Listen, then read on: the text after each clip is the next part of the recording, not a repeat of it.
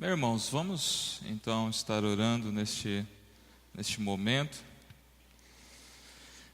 Pai, nós nos rendemos diante de Ti, reconhecemos que somente Tu és Senhor sobre todas as coisas, e nós sabemos que para Ti não há nada impossível, Senhor.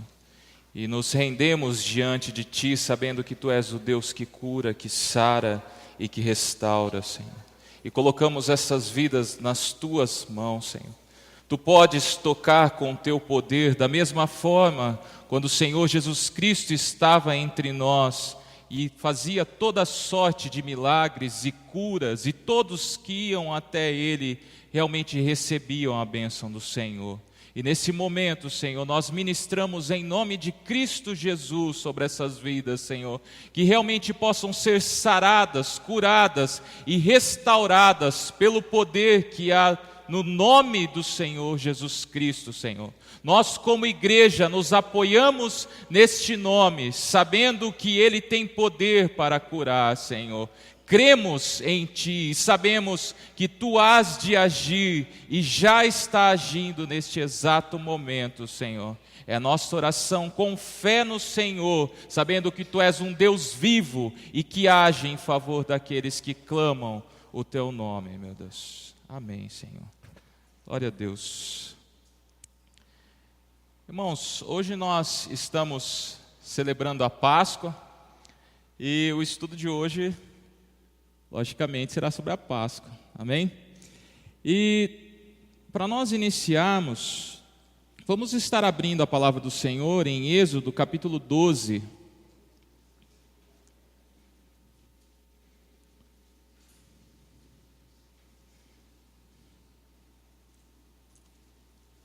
Obrigado.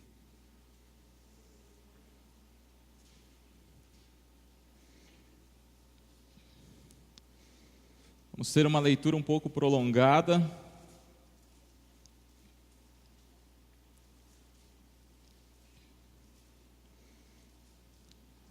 Já que o Êxodo capítulo 12 é quase inteiramente falando sobre a primeira Páscoa.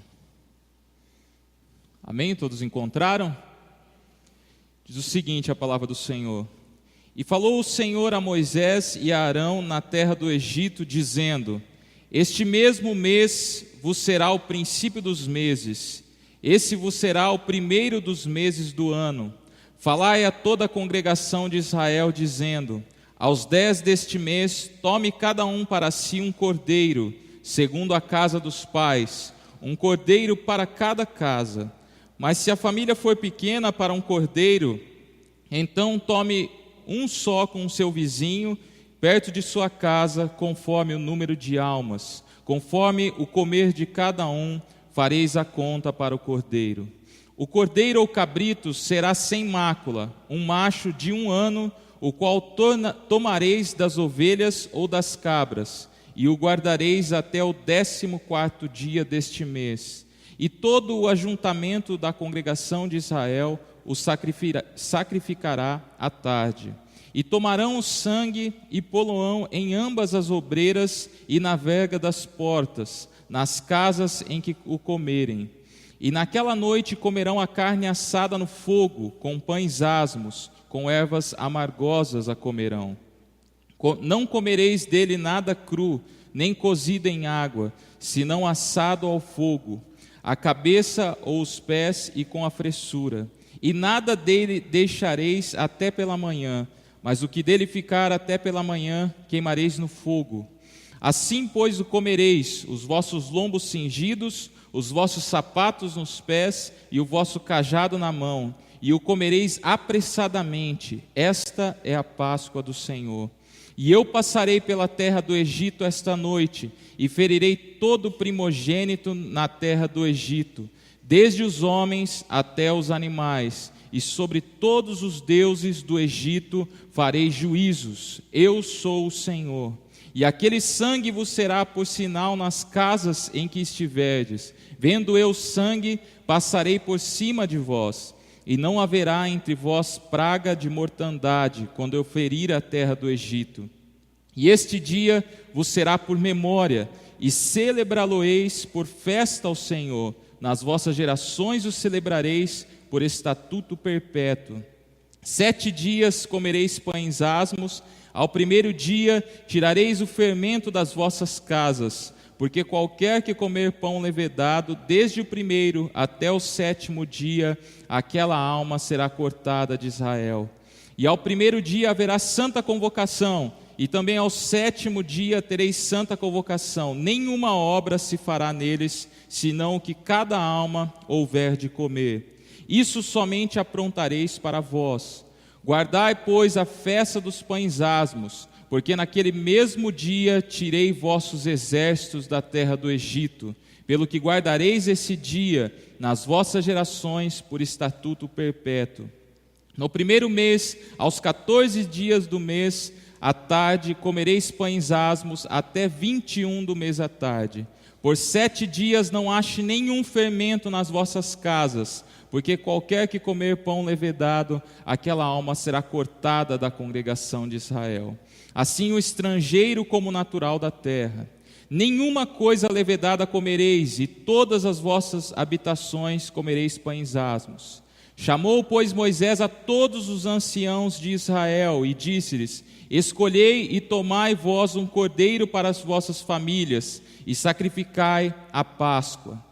Então tomai um molho de ísopo, e molhai-o no sangue que estiver na bacia, e lançai na verga da porta, em ambas as obreiras do sangue que estiver na bacia. Porém nenhum de vós saia da porta da casa até amanhã, porque o Senhor passará para ferir os egípcios. E porém, quando vir o sangue na verga da porta, em ambas as obreiras, o Senhor passará aquela porta, e não deixará o destruidor entrar em vossas casas para vos ferir. Portanto, guardai isso por estatuto para vós e para vossos filhos para sempre.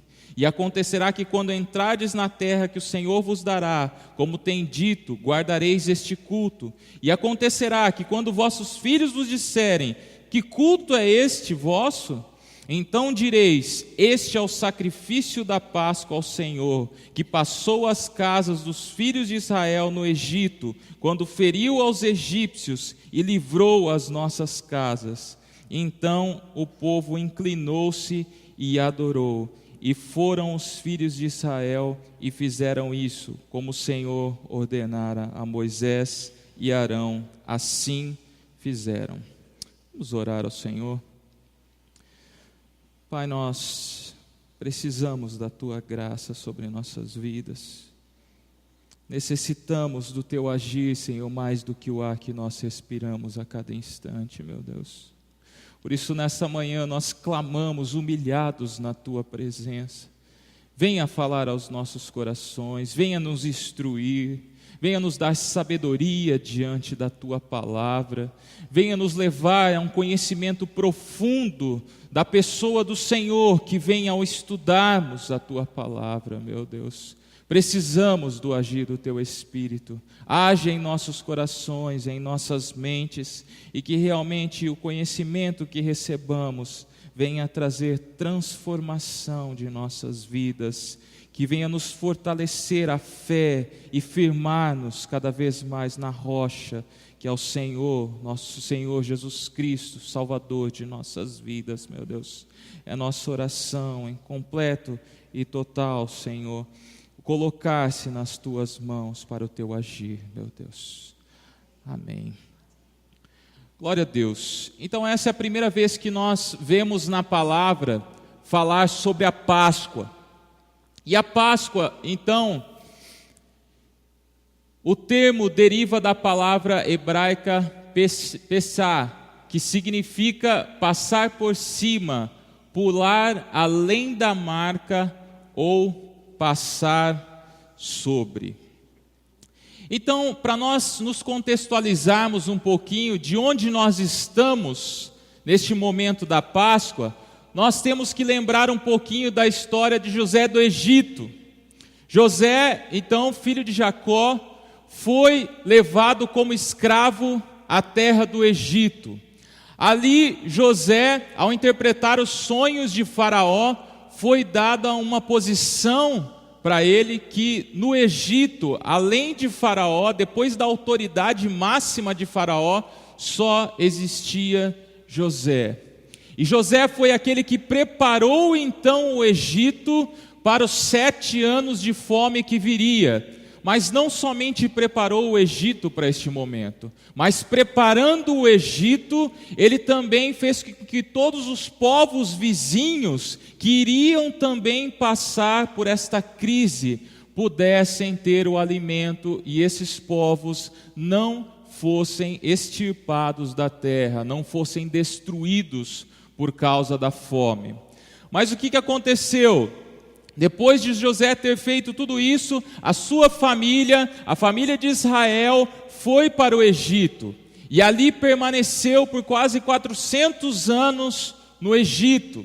Se multiplicaram e se tornaram a tal ponto uma ameaça para o Egito. Então o que aconteceu? O faraó que veio depois, José já havia morrido, o faraó que conhecia José já havia morrido, e o que veio depois assumiu este lugar, e assim ele começou a fazer com que os israelitas que já eram, de certa forma, escravos do Egito, mas fez com que eles sofressem cada vez mais. Tentou tirar a identidade desse povo, tentou humilhá-los a tal ponto de que eles não pudessem fazer uma revolução contra o Egito. Então o que aconteceu? Esse povo permaneceu escravo por muito tempo ali no Egito. E vemos em Êxodo 1, então, que esta é a realidade do povo de Israel. O povo de Israel está no Egito, está escravizado ali, e Deus então levanta um homem para libertar o seu povo. Então Deus, vendo a situação do seu povo, vendo o sofrimento no qual Israel estava passando no Egito, então levanta um homem para livrar então o seu povo, e este homem é Moisés. Então Moisés estava já longe da terra do Egito, e Deus aparece para ele na sarça e coloca um objetivo para ele: eu ouvi o clamor do meu povo, e eu irei livrá-lo, e a pessoa que eu vou usar para esse propósito vai ser você, Moisés. E nós conhecemos toda a história ali de Moisés, que fala, não quero, não sei como fazer, até o ponto que Deus faz ele ir.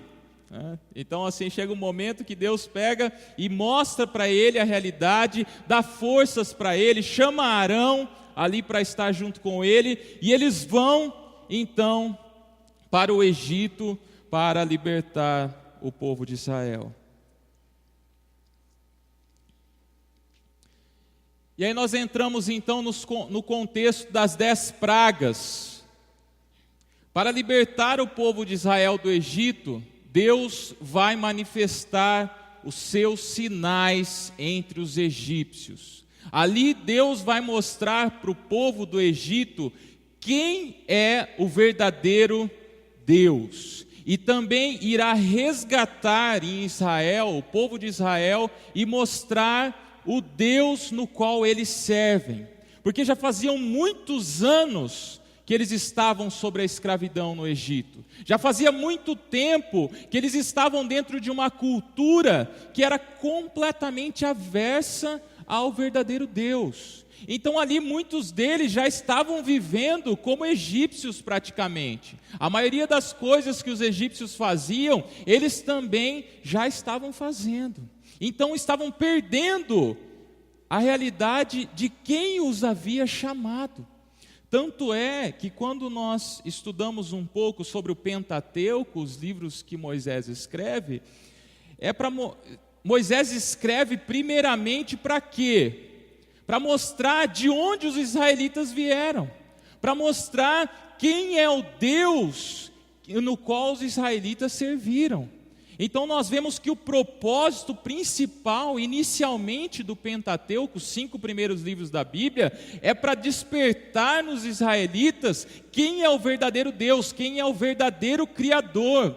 e para contestar todas as outras teorias de outros deuses, de outras formas de criações, de outras teorias que haviam sido criadas para tentar explicar de onde o ser humano veio, por que nós somos assim. Então, Moisés escreve esses livros também para combater essas outras teorias, esses outros deuses e todo esse aparato que havia na sociedade nessa época.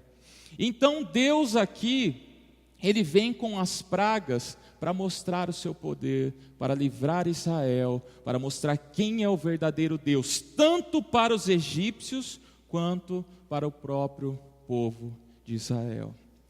Então Moisés vai diante de Faraó, e a primeira praga que é demonstrada é as águas se tornarem em sangue. Então todas estas pragas têm objetivos específicos também a serem atingidos. Haviam deuses ali no Egito, no qual eram referências de certas coisas, de certos fenômenos da natureza que ocorriam. Então, um dos deuses ali que era tomado como o deus que protegia o Nilo, era Repe aqui. Então, quando Deus chega e transforma as águas em sangue, é como se estivesse mostrando para o povo do Egito: olha só, quem é o verdadeiro Deus? É o Deus que vocês servem, que abençoa vocês aqui com as águas do Nilo, porque o Nilo era o suprassumo que existia ali para eles terem as suas colheitas. Não existia de onde tirar as colheitas, a não ser ali nas margens do Nilo, que haviam determinados meses no qual ocorria a inundação, tornava todas as suas encostas ali em áreas férteis. Então o Nilo era como se fosse a raiz da vida para o Egito. Então, no momento que Deus transforma as águas em sangue, mostra: cadê o Deus de vocês que abençoava? Quem é o verdadeiro Deus que faz e desfaz conforme o seu querer e a sua suprema vontade? Aí começa já essas batalhas dentro do entendimento do povo. Quem é o verdadeiro Deus? E Moisés vem mostrar: só há um Deus e um único Senhor, e esse é o Deus de Israel. E Faraó então não deixa o povo ser liberto. A segunda praga também tem a ver com deuses, todas elas têm a ver com deuses. Então, quando é colocada aquela praga de rãs, também há um deus ali que era representado como uma rã. Alguns chamam de Egt, Etera. O nome egípcio é meio complicado e a gente até tentar pronunciar, né? Nem vamos tentar nos hieroglifos, tentar ver como que pronuncia. É uma tentativa de colocar os nomes. Mas, então o que acontece? Como esse Deus do Egito vai conseguir parar essa praga de rãs? Foi o verdadeiro Deus que criou. Se este é um Deus que tem poder, que tem até a forma de uma rã, a face de uma rã, então como ele vai fazer para parar? E não tinha como parar. Então a cada momento que eram colocadas essas pragas, eram mostrado para o povo do Egito e até mesmo para os próprios israelitas, que muitos já estavam adorando esses deuses, mostrando: esses não são deuses verdadeiros. Só existe um que tem controle sobre todas as coisas. E continua então a praga dos piolhos. Então havia um deus aí chamado Tote, que ele era o deus da magia. Então se usava esse pó do Egito para fazer vários tipos de rituais. Mas o que estava acontecendo ali? Deus fez esse pó se transformar em piolhos. Então como que vocês vão fazer alguma coisa se todo o pó se transformou em piolhos? Então Deus estava demonstrando o seu poder, estava mostrando que não há outro Deus além dele. Nós vemos que até mesmo alguns comentários de alguns judeus tentam olhar também essa visão das pragas de uma maneira bem interessante. Se os irmãos tiveram a oportunidade algum dia de ver, eles colocam que a questão do pó era porque os israelitas eram escravos no Egito. Irmãos, isso não é uma coisa que a Bíblia está colocando, mas é uma interpretação deles, certo? Então eles colocaram assim, que os israelitas, eles eram escravos no Egito, e tinham que limpar as casas dos egípcios. Então todo o pó, era eles que tinham que varrer. Então Deus, para mostrar para os egípcios que Israel era o povo dele, fez com que todo o pó se transformasse em piolho, a ponto de que os israelitas não precisassem mais varrer a casa de ninguém, porque não tinha mais pó. Então eles têm umas interpretações assim que são interessantes, mostrando que Deus também, ao mesmo tempo que estava mostrando o seu poder, estava já tirando, de certa forma, nesses passos das pragas, tirando já a escravidão do seu povo ali do Egito, mostrando sobre as águas que se tornaram em sangue, que o povo de Israel tinha que buscar água para os egípcios. Quando transformou em sangue, não tem que mais buscar água, porque virou sangue, não serve para nada. Então acaba também os trabalhos ali dos israelitas. E continua, as pragas de moscas contra outro deus, Sebeque, a praga da peste dos animais, que haviam 2 deuses que protegiam os animais, faziam com que houvesse boas reproduções. Mas o que acontece? Quando Deus traz a morte dos animais, cadê o poder desses deuses? Onde estão os deuses do Egito? A praga das úlceras, então Ísis era a deusa da cura, eles faziam rituais de cura, tentando trazer saúde para as pessoas. Mas e se agora um Deus veio e trouxe então enfermidades para o povo? Cadê o poder de Ísis? Quem vai ser curado agora? Ninguém mais. Então a praga da chuva de pedras, tinha um Deus que era responsável também sobre os elementos da natureza, as chuvas, os trovões. Então quando acontece a chuva de pedras, cadê o Deus para proteger? Não existe. A praga de gafanhotos também contra outro deus. Uma das pragas mais importantes também que nós vemos é a de trevas. Um dos deuses mais adorados no Egito era o deus Sol. Então no momento que ocorre trevas por 3 dias, onde está o Sol? Onde está o Deus máximo que existia? E às vezes tem até os cientistas que tentam falar, né, que foi um eclipse que aconteceu, mas um eclipse de 3 dias nunca existiu em nenhuma época e nunca vai existir, a não ser que o Sol apague de vez, daí vai ser por mais de alguns dias. Mas então não existe como explicar. Muitos tentam explicar que foi por causa disso, foi por causa daquilo, mas se você for para dentro do texto, os detalhes que são descritos, é impossível que possa acontecer de uma forma cientificamente explicada.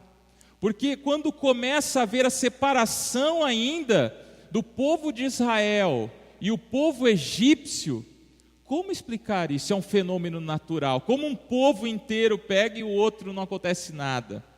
Então não há explicações científicas também que possam demonstrar esta realidade. É apenas o Deus verdadeiro que pode fazer todas essas coisas. E a última praga então, a morte dos primogênitos. E aqui é muito importante também na questão dos egípcios, porque o próprio faraó e a sua descendência eram considerados filhos de Deus, mas o Deus deles era o Deus Sol. Então Amon-Ra, o filho do Deus Sol. Então quando começa a questão da praga, da morte dos primogênitos, está mostrando, Faraó e seu filho, ninguém aqui é filho do Deus verdadeiro.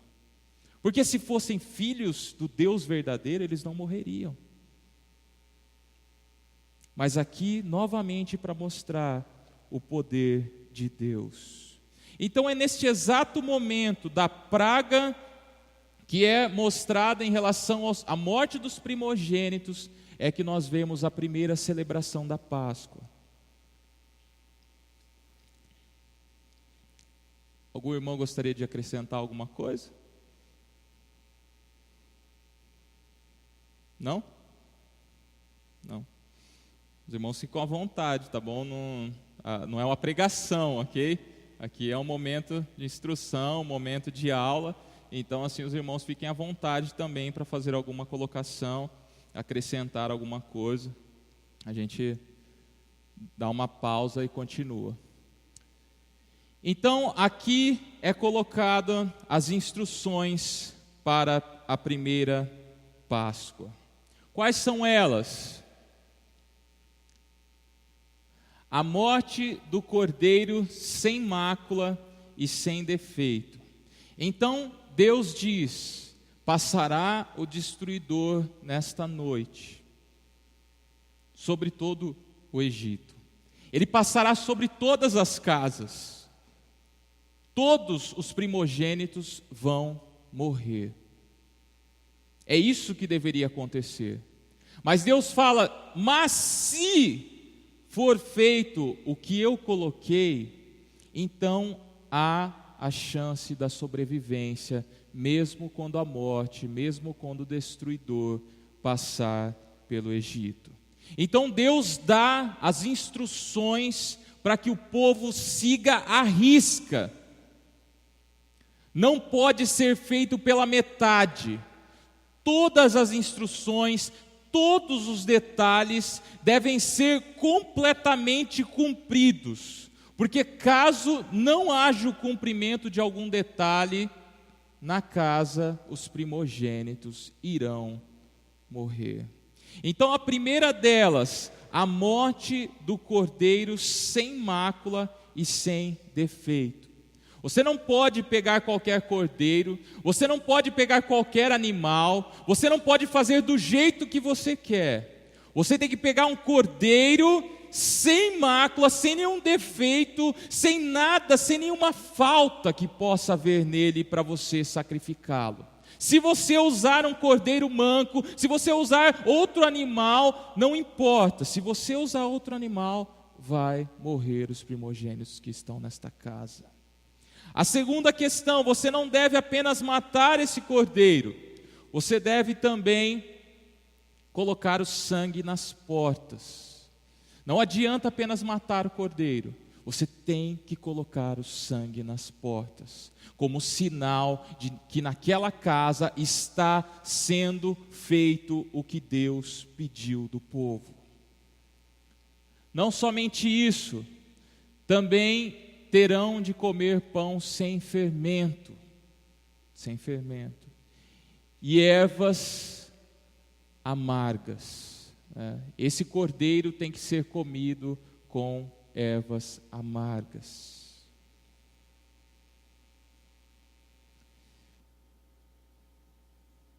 Certo.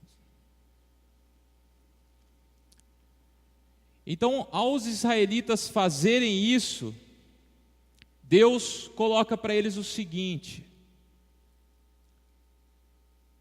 que além de eles fazerem isso neste dia, eles deveriam comemorar sempre esta festa.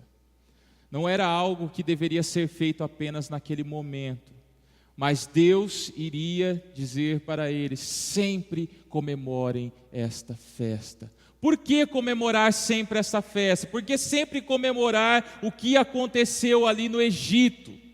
Para que os seus filhos se lembrem de quem é o verdadeiro Deus.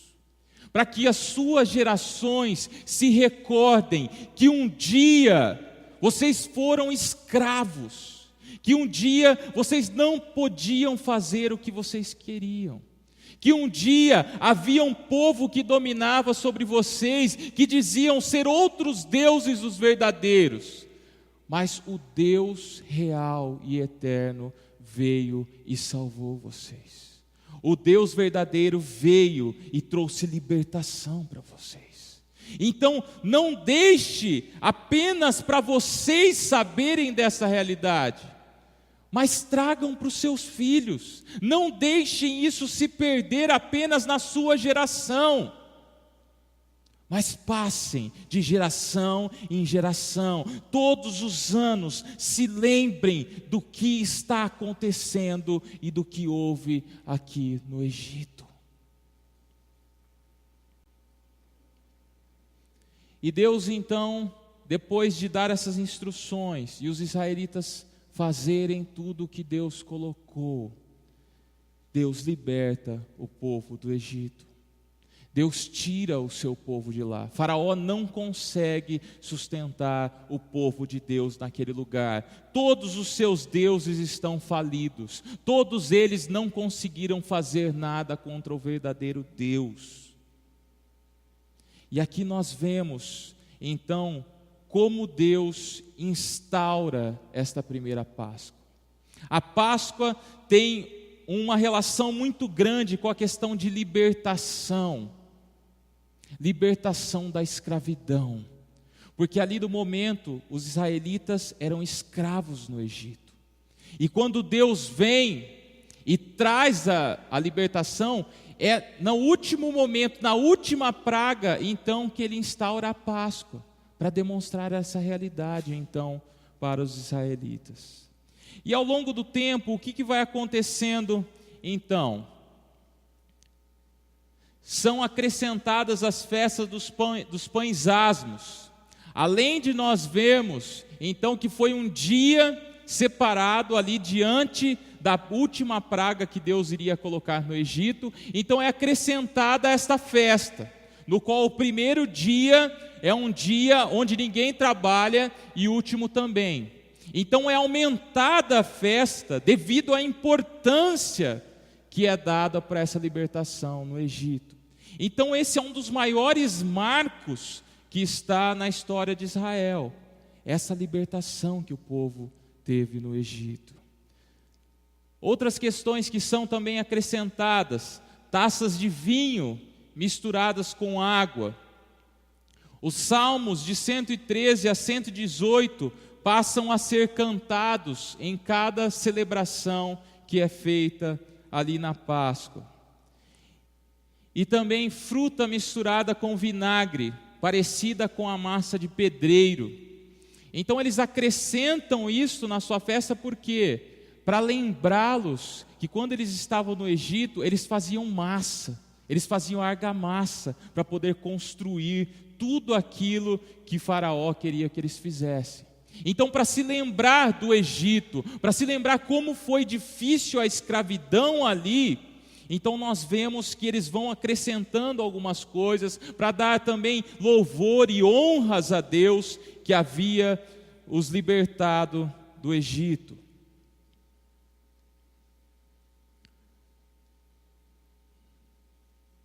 Também foram acrescentados sacrifícios em meio à festa da Páscoa, sacrifícios pelo pecado. Então, além de se lembrar de estarem sendo livres do Egito, também começou-se a usar sacrifícios. Ali eles sacrificavam cordeiros também para expiação do pecado, porque essa festa foi passando de geração em geração. Depois que eles saíram do Egito, eles continuaram a celebrar esta festa, só que cada vez era acrescentado algo mais, que dava um sentido maior e uma importância maior a este fato que havia acontecido entre eles. E ao longo do tempo, também nós vemos a negligência e restauração da Páscoa. Deus havia dito que eles deveriam continuar fazendo sempre, mas depois do Sinai, essas celebrações foram negligenciadas até a entrada de Canaã. Então acabou o culto.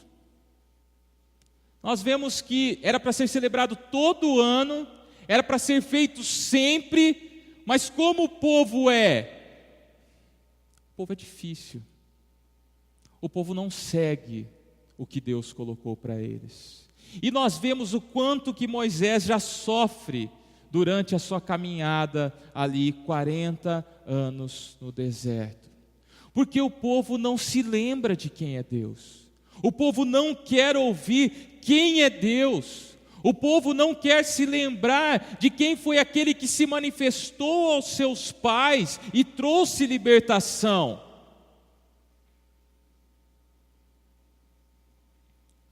E às vezes nós mesmos fazemos isso com Deus. Às vezes passamos por datas no qual nós devemos celebrar o que Deus fez e nós não celebramos. Momentos que temos que celebrar quem é o nosso Deus, para que os filhos vejam, para que as pessoas que estão ao nosso redor vejam, para que a família nossa que ainda não conhece a Cristo também vejam esta realidade, e nós nos perdemos em meio a festas, em meio a tantas celebrações, mas não nos lembramos de qual é o verdadeiro sentido das festas cristãs que nós temos no nosso calendário.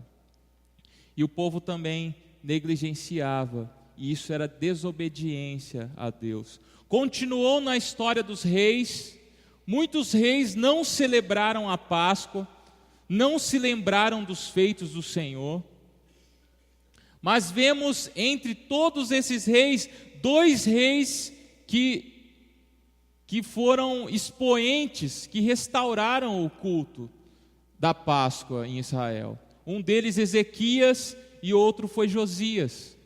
Mas vejam quantos reis, vejam quanto tempo se passou, vejam quanta história se passou e não foi lembrado com essas festas o que Deus havia feito.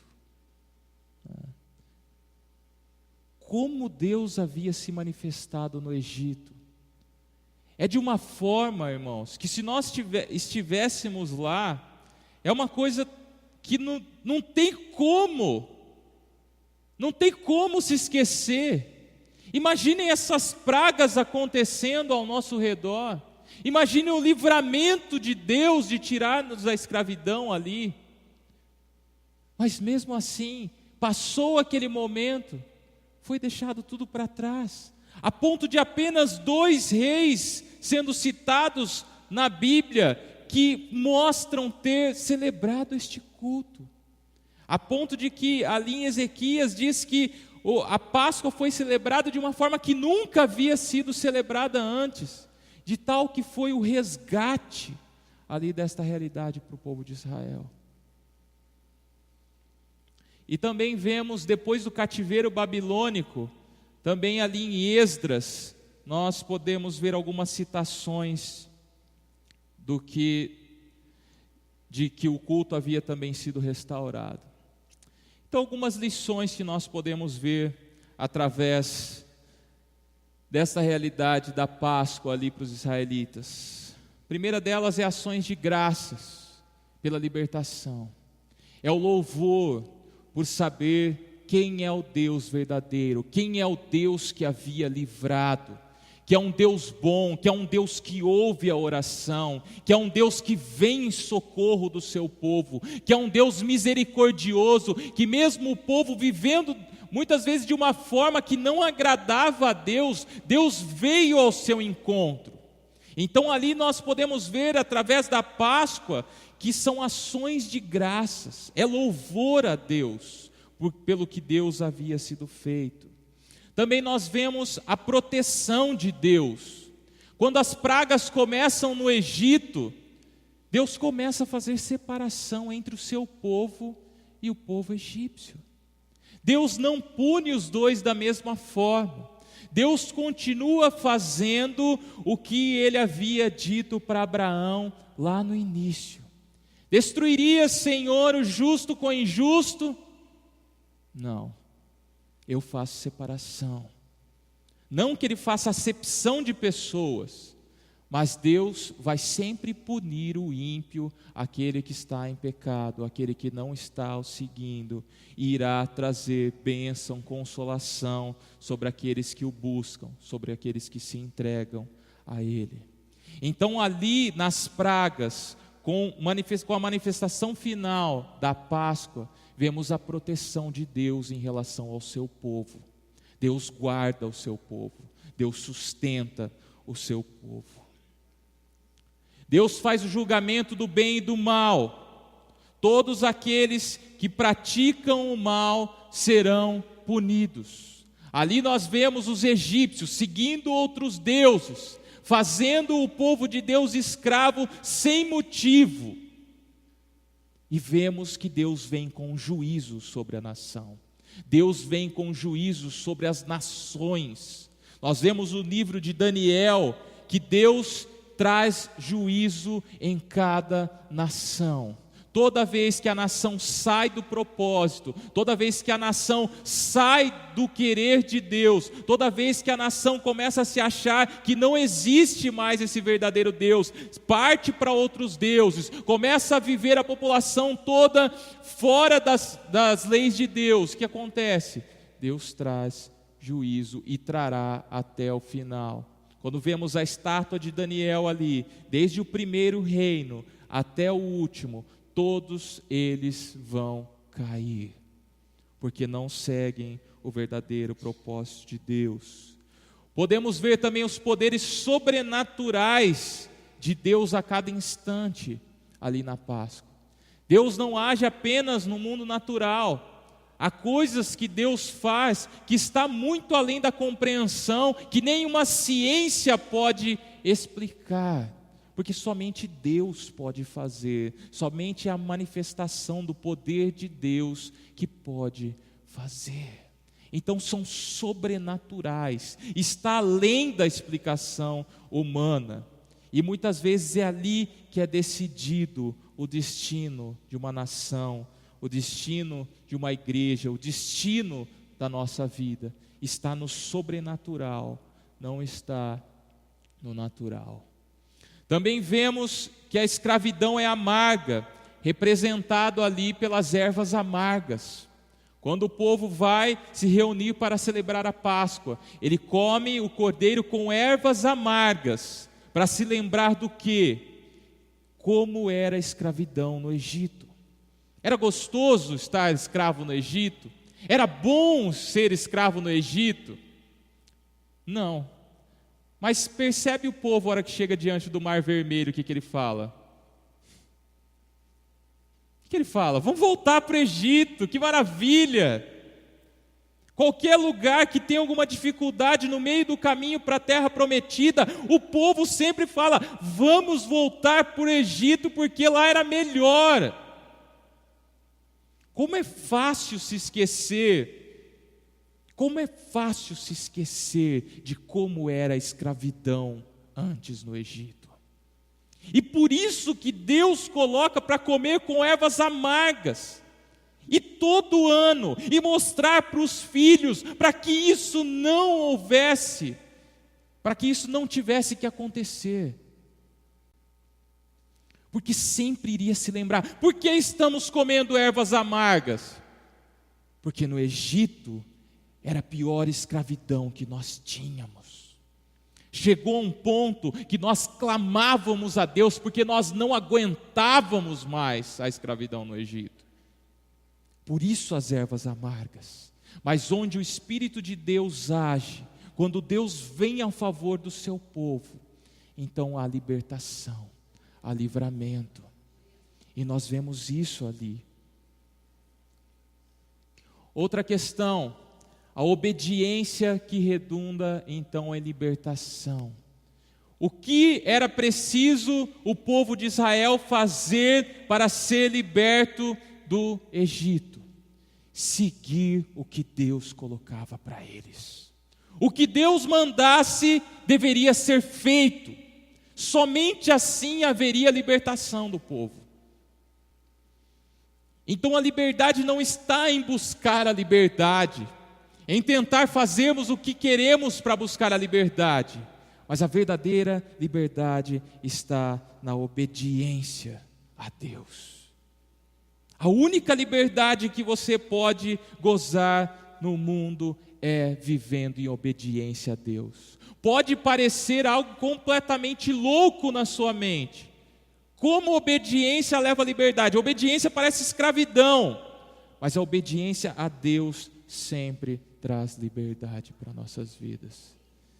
E esta é a realidade também que é mostrada ali na Páscoa. E a expiação, o cordeiro que era morto ali.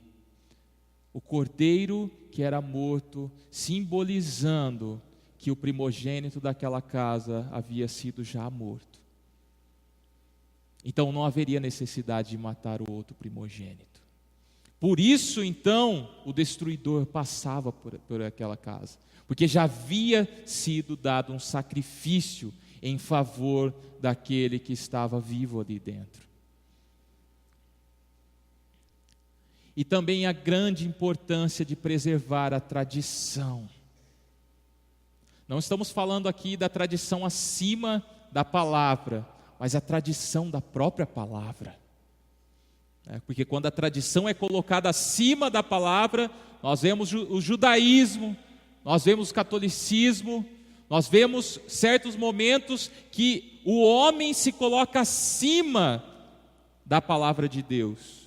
Mas aqui a tradição da palavra de Deus, nos lembrar do que Deus fez, nos lembrar já de como Deus agiu, e não deixar isso para trás como se nada houvesse acontecido. Não querer começar algo do nada, não querer inovar como se nunca tivesse existido nada antes de nós, como se não tivesse existido uma igreja antes de nós, como se não tivesse existido uma história antes de nós. Mas é importante nos lembrar do que havia acontecido. Vamos lá. A última ceia. Então agora pulamos do Antigo Testamento para o Novo Testamento. A última ceia pode ter sido uma refeição pascal. Então nós vemos ali que estava na época da Páscoa, quando Jesus ali se une com os discípulos, mas não há certeza sobre isso, né? Mas nós vemos que estava alguns dias antes da Páscoa, alguns dizem que estava quase já na Páscoa, então nós não temos uma data precisa para dizer quando que foi realmente ali, mas pode ter sido uma antecipação da Páscoa, ali Jesus com os seus discípulos, né? Paulo vai nos mostrar em 1 Coríntios 11, de 23 a 26, mostra também que a morte de Cristo foi tanto libertadora, quanto também expiatória. A mesma questão é abordada na Páscoa do Antigo Testamento. Então Paulo vai nos mostrar que da mesma forma que no Antigo Testamento nós vemos a Páscoa como um momento onde Deus liberta o povo ali de Israel e também usa do sacrifício do cordeiro para trazer então que os primogênitos não morressem, da mesma forma Cristo então é representado ali, porque Cristo ele diz, naquele momento que ele está celebrando a ceia, esse é o meu corpo que é entregue por vós, né? Esse é o meu sangue da nova aliança, é o que nós celebramos em toda a ceia, e ali tem esse caráter de morte tanto libertadora quanto expiatória. Expiatória no que? Cristo morreu em nosso lugar, Ele expiou pelos nossos pecados, Ele levou o pecado sobre Ele, e ali Ele nos concede vida. Onde Ele morre, então, nós não precisamos mais morrer a morte eterna. Então, o que era uma sombra ali na Páscoa, para o povo de Israel, agora se torna uma realidade espiritual em Cristo. Nós começamos a perceber aqui que como Deus libertou o povo da escravidão do Egito, agora em Cristo, o povo de Deus é liberto do pecado. Não é mais escravo do pecado, não está mais sujeito a viver uma vida de pecado. Mas em Cristo, através do seu sacrifício, o povo de Deus então é livre. Então, Eusébio também aceitava o conceito de Páscoa cristã no sacrifício de Cristo. E a igreja também primitiva adotava este conceito. Só para nós termos também uma noção de história da igreja.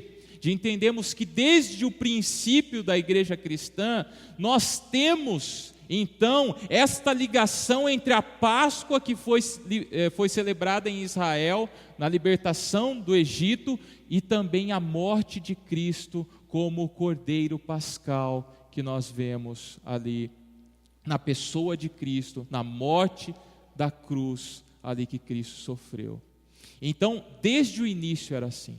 Não foi homens que chegaram hoje e começaram a pensar sobre isso, mas isso já veio desde os apóstolos, isso veio desde a igreja que conviveu com os apóstolos, isso já se vê na história da igreja, esse desenvolvimento, esta ligação entre a Páscoa do Antigo Testamento e a Páscoa no Novo Testamento em Cristo, ela é uma realidade desde o princípio da igreja.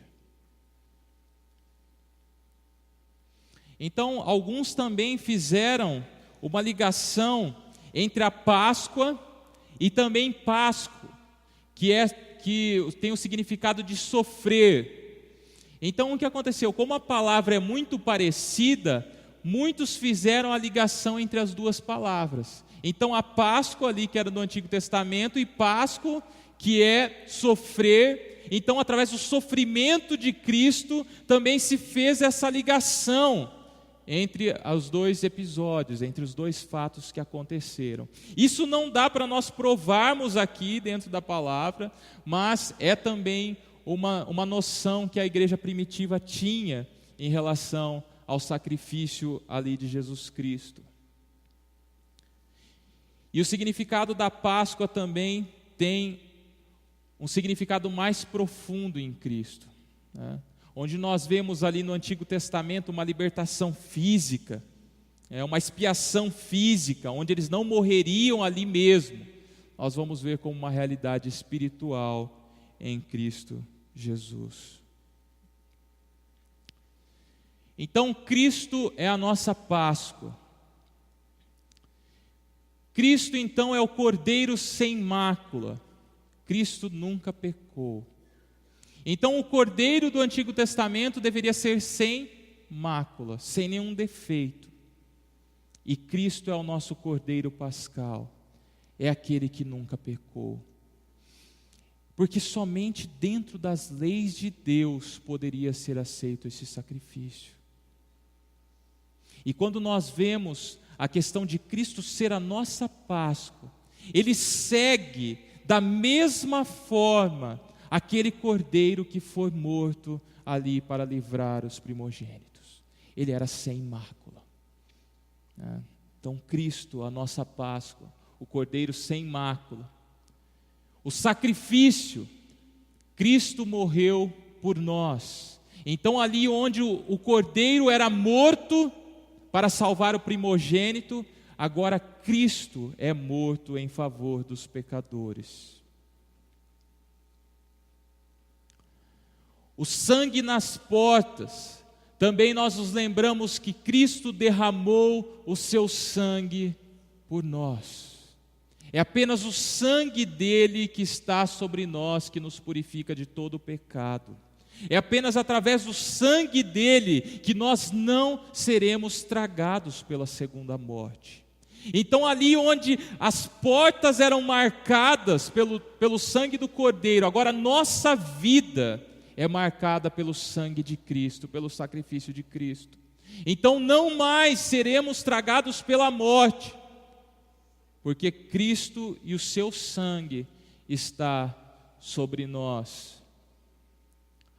O pão sem fermento que os israelitas deveriam comer toda aquela semana, também simboliza para nós uma vida sem domínio do pecado.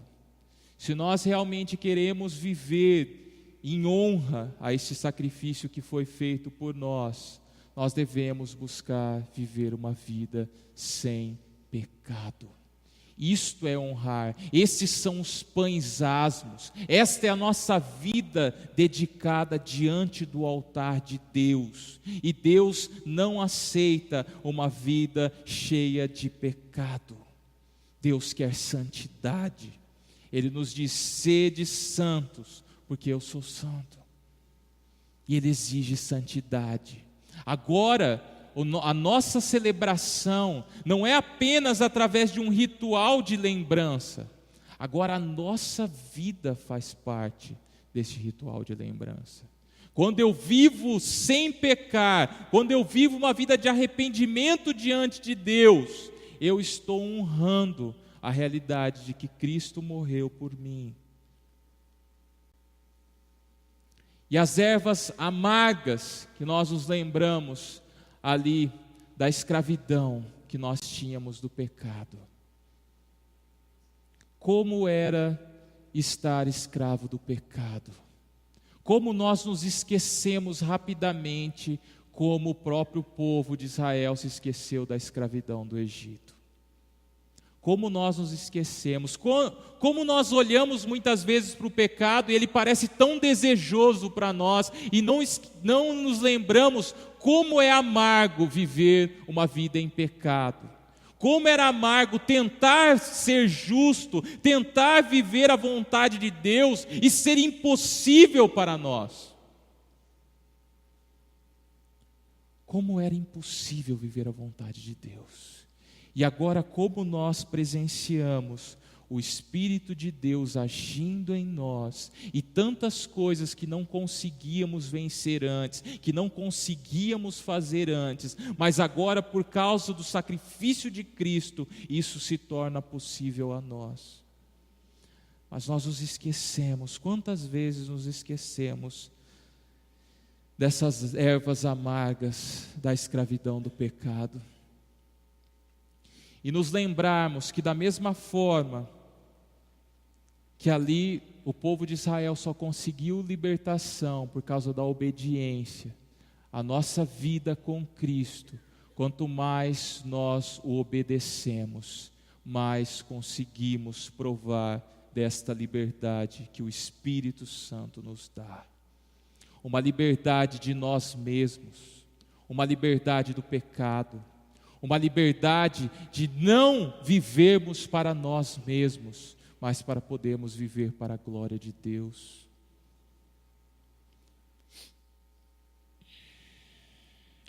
Então o Senhor Jesus nos livra do pecado e da morte, para a comunhão e a vida eterna para com o Senhor nosso Deus. Cristo sendo a nossa Páscoa. O negócio está difícil ali. 1 Coríntios 15, 3, 7. Porque primeiramente vos entreguei o que também recebi, que Cristo morreu pelos nossos pecados, segundo as Escrituras, e que foi sepultado, e que ressuscitou ao terceiro dia, segundo as Escrituras, e que foi visto por Cefas, e depois pelos 12. Depois foi visto uma vez por mais de 500 irmãos, dos quais vive ainda a maior parte, mas alguns já dormem também. E depois foi visto por Tiago, e também depois por todos os apóstolos.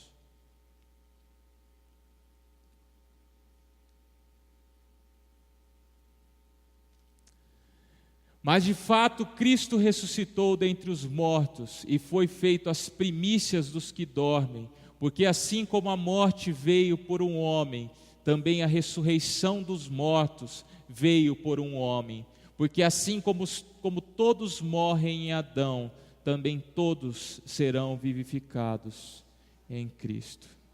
Amém? Ali nós vemos a Páscoa do Antigo Testamento, foi um livramento da morte dos primogênitos. Em Cristo, nós não apenas somos livrados da morte, mas também é nos dada a ressurreição com Cristo, para viver com Ele para todos sempre. E na nossa Páscoa, que é Cristo, nós percebemos que Ele não somente morreu como aqueles cordeiros morreram por causa do pecado do povo de Israel, mas Ele também ressuscitou como prova de que é possível se ressuscitar e de que também Ele cumprirá a sua promessa, nos ressuscitando para estar com Ele para todos sempre. Amém? Que hoje que nós celebramos a Páscoa, que possamos nos lembrar de quem é a nossa verdadeira Páscoa. Quando nós nos reunirmos com os nossos familiares, quando estivermos juntos, tendo a nossa festa, tendo o nosso momento ali de alegria, que possamos meditar no que estamos fazendo ali, que possamos falar sobre o que estamos fazendo ali, que não venhamos apenas fazer uma festa, mas que venhamos a falar sobre o que nós estamos fazendo, para quem estiver ali, os filhos que estão ali, se lembrarem do porquê estamos comemorando. Você pode chegar na sua casa, ter festa, pode até ter chocolate na sua casa, mas que você possa se lembrar do que aconteceu na sua vida. Por que você está celebrando a ressurreição de Cristo? O que isso faz diferença para você? O que isso faz de diferença para a humanidade? O que faz diferença para todos nós como ser humano no fato de que Cristo morreu por nós e ressuscitou no terceiro dia? Que nós celebremos, falemos disso uns para com os outros nesse dia, que não passe desapercebido o que mudou toda a história da humanidade. O que mudou toda a história da humanidade, nós estamos comemorando hoje. E que isso seja vivo onde nós estivermos. Amém? Vamos nos colocar em pé. Algum aviso, alguma coisa antes de nós terminarmos? Não? Então vamos orar e logo após estaremos encerrados nessa manhã. Senhor, nós te louvamos, meu Deus. Te louvamos porque o Senhor é tão cuidadoso, meu Deus. O Senhor é um pai, um professor para nós. Que na tua palavra, desde, Senhor, do Antigo Testamento, há milhares de anos atrás, o Senhor já estava fazendo a história, Senhor. Estar caminhando para o sacrifício de Cristo, Senhor. Ali desde o início prometendo o Messias. Senhor, ali em Abraão mostrando, Senhor, que era necessário um sacrifício. Senhor, nós vemos ao longo da história que se levantaria um descendente, um sucessor do trono de Davi, meu Deus. E vemos, Senhor, na libertação do povo ali em Israel também, meu Deus, que o Senhor iria libertar-nos para sempre do pecado. E chegou o tempo no qual o Senhor Jesus nasceu, andou entre nós, meu Deus, sofreu e foi até uma morte de cruz, para ser aquele que iria expiar os nossos pecados, que iria ser aquele que levaria sobre ele todo o peso, todo o fardo, toda a morte que o pecado deveria trazer sobre nós. Ele leva ali para aquela cruz, Senhor. E durante 3 dias, meu Deus, nós não poderíamos ver o que iria acontecer, mas no terceiro dia, a morte não pôde, Senhor, segurá-lo. No terceiro dia, Senhor, ele ressurgiu entre os mortos. No terceiro dia, a vida voltou a ele, Senhor, e ele continuou sendo o autor da vida, o autor da salvação, e ali naquele nome, o único capaz de salvar e nos trazer de volta para o Pai, meu Deus. Nós te louvamos, Senhor, por esse dia tão especial que temos, Senhor. Nós te louvamos porque passamos da morte para a vida. Nós te louvamos, Senhor, porque ali em Cristo nós morremos com Ele e ressurgimos para com Ele, Senhor. Muito obrigado, Senhor, muito obrigado por ser a nossa Páscoa, muito obrigado por nos fazer passar sobre a morte e nos encontrarmos contigo para celebrarmos para todos sempre este sacrifício maravilhoso que foi feito ali na cruz do Calvário, Senhor. Nós te louvamos, Senhor, engrandecemos o teu nome. Leva-nos em paz para as nossas casas, Senhor. Que possamos meditar nesse sacrifício, que possamos contar sobre esse sacrifício, que possamos celebrar esse sacrifício, Senhor, e esta ressurreição maravilhosa do Senhor Jesus, meu Deus. É nossa oração em nome dEle, porque somente nele nós temos acesso a Ti, Senhor. Amém, Senhor. Amém, irmãos. Estamos encerrados nesta manhã. Não saia sem cumprimentar o seu irmão. Deus os abençoe.